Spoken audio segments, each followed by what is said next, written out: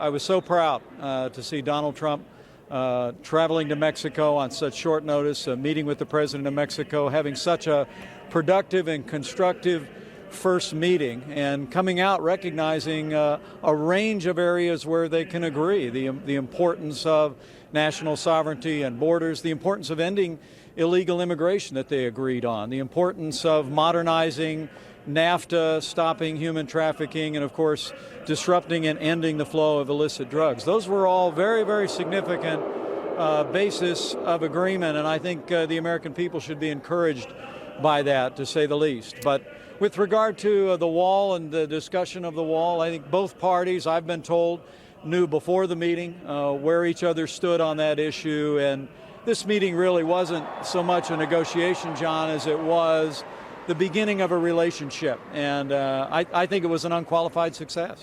Sure, but there is a discrepancy over what was said inside the meeting. Have you talked to Donald Trump about it? Did Donald Trump tell you the subject did not come up?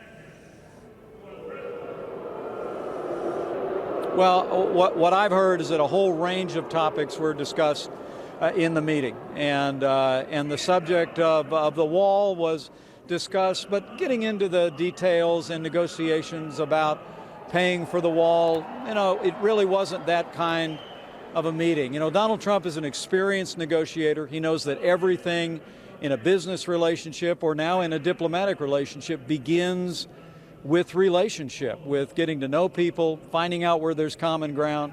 But as I was told just a few moments ago, going into this meeting, both of those parties were very clear that they had a difference of opinion on who would pay for the wall. There was really no reason to discuss that at the meeting.